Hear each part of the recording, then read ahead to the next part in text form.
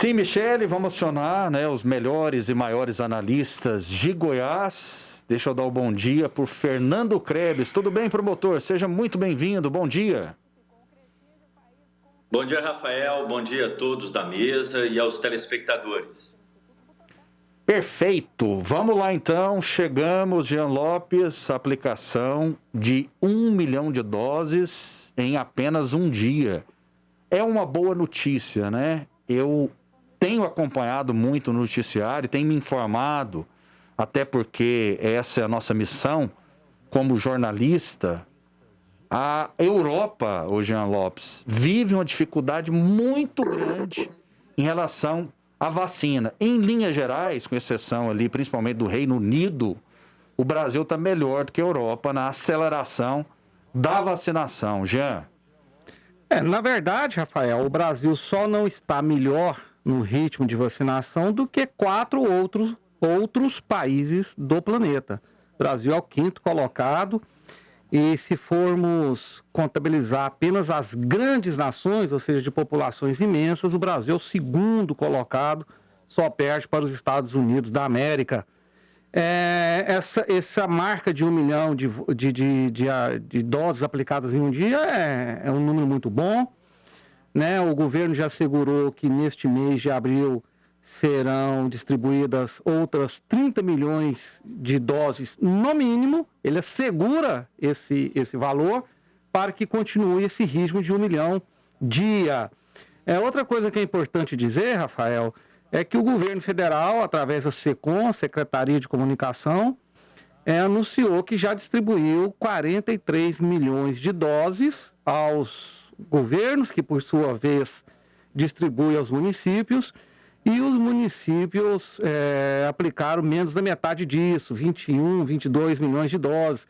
Ou seja, a distribuição de vacinas aos municípios, né, ela sai do governo federal, passa pelos governos estaduais e vão aos municípios. Está menos da metade das doses distribuídas. É um fator também muito relevante que a gente tem que cobrar dos municípios que acelerem as vacinações, acelerem a aplicação das doses. E o governo, inclusive, o governo federal, através do Ministério da Saúde, já solicitou que não sejam reservadas doses para as segundas, né, aplicações, digamos assim, porque ele assegura que quando for o momento de aplicar a segunda dose, haverá vacina disponibilizada. Portanto, precisa que municípios acelerem, né? O povo brasileiro está precisando ser vacinado e tem vacina guardada, enquanto tem gente que ainda não recebeu a vacina, Rafael. Saber a opinião do promotor de justiça Fernando Krebs. Essa marca de 1 milhão de vacinados em apenas um dia traz uma esperança, promotor Fernando Krebs? Muito bem, daqui a pouquinho, o promotor de justiça Fernando Krebs conosco para falar a respeito da vacinação no Brasil. E, Jean, enquanto isso, né, enquanto a gente volta com o promotor de justiça Fernando Krebs, eu quero saber de você. Eu acompanhando o noticiário, eu percebo que é muito importante a conscientização por parte do cidadão, Jean. Na França, por exemplo, estão discutindo o comportamento do francês na pandemia. Lá a situação, em números proporcionais, é até pior do que a do Brasil, né? E os números não mentem em relação a isso. E tem muita gente que diz o seguinte: o francês não colabora, o francês não segue todos os protocolos. Então, é importante também o comportamento do cidadão, Jean? Sem dúvida que é importante, o cidadão tem que fazer sua parte. Eu sou um daqueles que tem opinião que o fechamento total, o que o pessoal chama de lockdown, não é a melhor solução, porque eu acho que a gente não pode gerar desemprego, gerar fome, gerar depressão e tudo mais. Porém, existe uma pequena parte, uma minoria, e é minoria mesmo, é uma pequena minoria que não respeita os protocolos, não respeita os distanciamentos, a quantidade de pessoas em seus estabelecimentos, uso de máscara, distanciamento entre mesas, e essa pequena minoria prejudica a grande maioria que quer trabalhar, que quer levar o sustento às suas famílias de uma forma organizada, respeitosa, né? Respeitosa aos protocolos, respeitosa às medidas de segurança, e essa grande maioria é prejudicada por uma pequena minoria de irresponsáveis, pessoas que realmente não se preocupam com o bem maior da sociedade brasileira. Rafael. Promotor de Justiça Fernando Krebs, e esse momento da pandemia, dá para a gente comemorar, né? É pelo menos um alento a gente saber que 1 milhão de pessoas vacinaram no Brasil em 24 horas, promotor? Sim, é uma informação positiva, né? Lembrando que é possível se aumentar esse número também desde que existam vacinas. E esses dias, recentemente, várias capitais ficaram sem vacinas. Quando elas foram distribuídas, e aí há um descompasso entre o que é distribuído e o que é aplicado, uma parte delas tinham que ser reservadas à segunda dose, e aí gera-se esse descompasso. Você falou da Europa, e eu conversei com um amigo meu que mora em Portugal, na cidade do Porto, e ele me falou da dificuldade que a Europa está tendo em conseguir deslanchar as vacinas, né? Lá está meio devagar, né? Mas lá, em contrapartida, o governo português, que é a 48ª economia do mundo, ela está custeando 70% do salário das pessoas que não podem trabalhar em home office, né? Ao contrário do que ocorre no Brasil, né? Onde se foi aplicado aí um auxílio emergencial que começa em R$ 150 e termina em R$ 375. Lembrando que o Brasil é a 12ª economia do mundo, né? Já foi a 8ª, caiu 4 pontos, né? Portanto, se nós dessemos um auxílio maior a estas pessoas que não podem trabalhar em home office, a própria economia responderia melhor, né? Existe dinheiro para isso, promotor? Existe dinheiro? Existe dinheiro, né? Basta cortar os investimentos que estão sendo feitos esse ano nas Forças Armadas, por exemplo, né? Além do mais, nós temos reservas internacionais em dólar, que poderia uma parte delas, como vários economistas já informaram, serem destinadas ao auxílio emergencial. No primeiro momento, no ano passado, o auxílio que o governo queria dar era de apenas R$ 200, e o Congresso, por pressão dele, conseguiu aumentar para R$ 600. Foi criado, inclusive, um orçamento paralelo. As mulheres que sustentam famílias receberam R$ 1.200. Agora se baixou para R$ 150. Não é mais auxílio emergencial, está mais para esmola. Jean Lopes. Bem, a gente tem que colocar as coisas como elas são, né? Você comparar um país como Portugal, que eu realmente não sei de forma exata, mas deve ser no máximo do tamanho do estado de Goiás, com um país continental como o Brasil, um país do terceiro mundo, um país que a miséria faz parte de toda a extensão territorial, né? Existem regiões no Brasil, como o sertão do Nordeste, como os rincões lá da região Norte, que a pobreza é total, a miséria é total. E aí você, em um país que tem sustentar uma população, usar 70% de uma população de 230 milhões de habitantes, não há dinheiro para isso. Não há dinheiro porque existem outras demandas fundamentais, inclusive a vida, a saúde. Outra coisa é que o governo federal não é responsável pelo orçamento da União. O orçamento da União é quem ou produz ou cria, né? O Congresso Nacional. O governo não pode sair distribuindo dinheiro sem que o Congresso autorize, porque aí ele cai na questão da responsabilidade e pode sofrer, inclusive, afastamento. Então, é muito fácil você chegar e falar assim, o governo tem que sustentar, tem que custear as despesas de todos os cidadãos brasileiros. Mas para isso tem que ter dinheiro, para isso tem que ter receita, para isso tem que ter lei, tem que ter orçamento, tem que ter um monte de situações que não existem.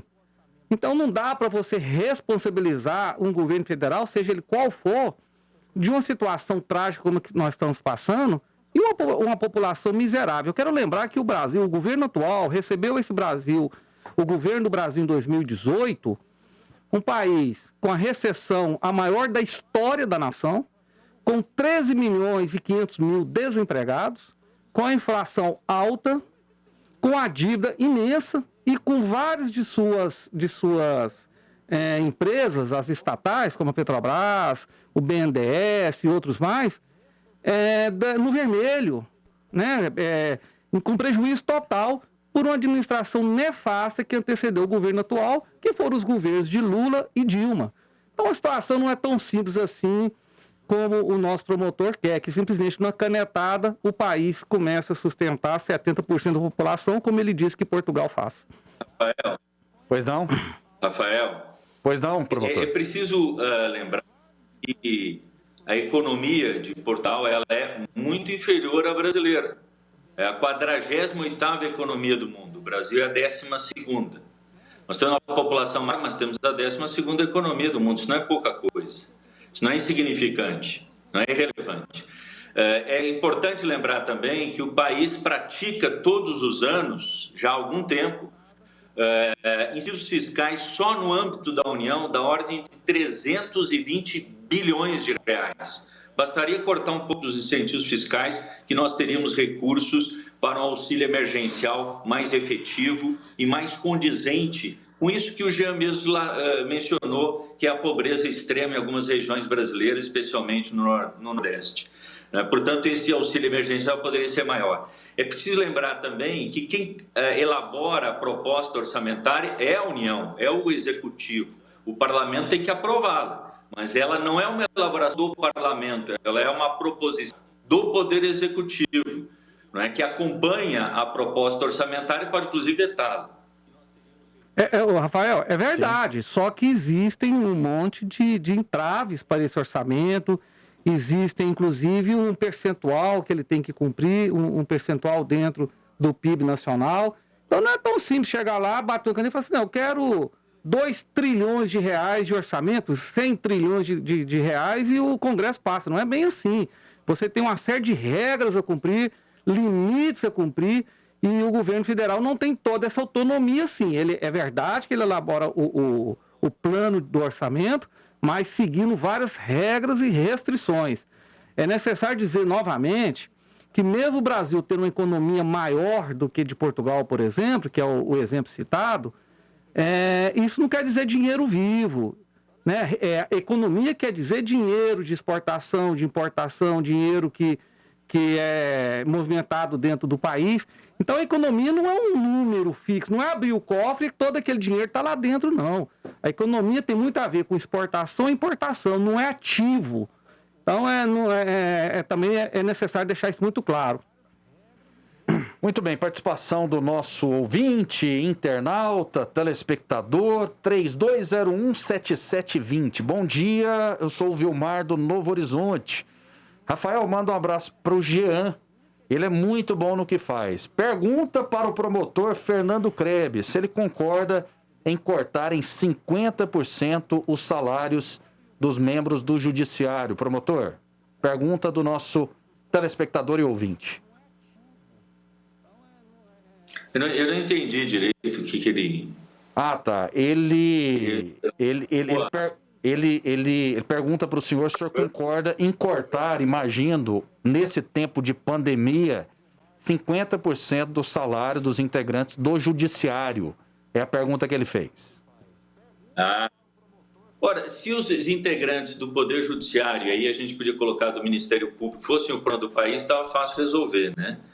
Nós temos que cortar de quem tem, não de quem vive dignamente. Eu não acho que membros do Judiciário e do Ministério Público devam ganhar salário de fome,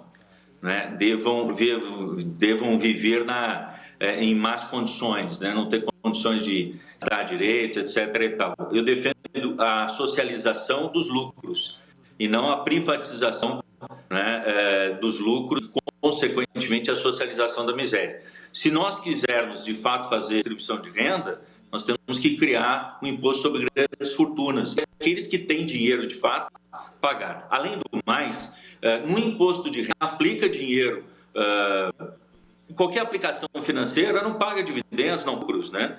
Ora, se nós que trabalhamos pagamos imposto de renda, eu pago 27,5% do meu salário como imposto de renda e ainda pago 14,25% de previdência. Quase metade do meu salário é destinado a descontos. Eu só recebo pouco mais de metade do meu salário. Agora, quem tem lucros não paga, ou quem tem avião paga menos tributo do que um autônomo. É isso que está errado. A distribuição que tem que ser feita, né? E não essa dita contra um segmento da sociedade, como se esse segmento fosse culpado dos males do país. Jean Lopes, daqui a pouco a gente vai falar sobre a crise política que envolve especialmente o MDB. Daqui a pouco estará conosco a Genor Mariano. Mas antes disso, eu vou chamar o Jean Lopes, que pediu a palavra. Pois não, Jean? Não, é porque eu entendi a pergunta do nosso ouvinte, telespectador. A ele eu mando um forte abraço. A gente sabe que, por exemplo, o STF tem um orçamento muito maior do que várias das grandes empresas desse Brasil. Lá, a alimentação daquele pessoal é baseada em lagosta e vinho com 3 prêmios. Os vinhos lá têm que ser premiados, né? Para o pessoal se esbaldar em seus jantares suntuosos. São milhares de funcionários dentro para servir 11 ministros. São milhares. Se me permite uma parte, Jean? Sim, por favor, pode falar. Eu não sou convidado para esses jantares, viu, Jean? Não, sim, mas ele nem falou Ministério Público ao qual o senhor pertence, ele falou ao sistema judiciário. É claro que o Ministério Público tem uma certa conexão.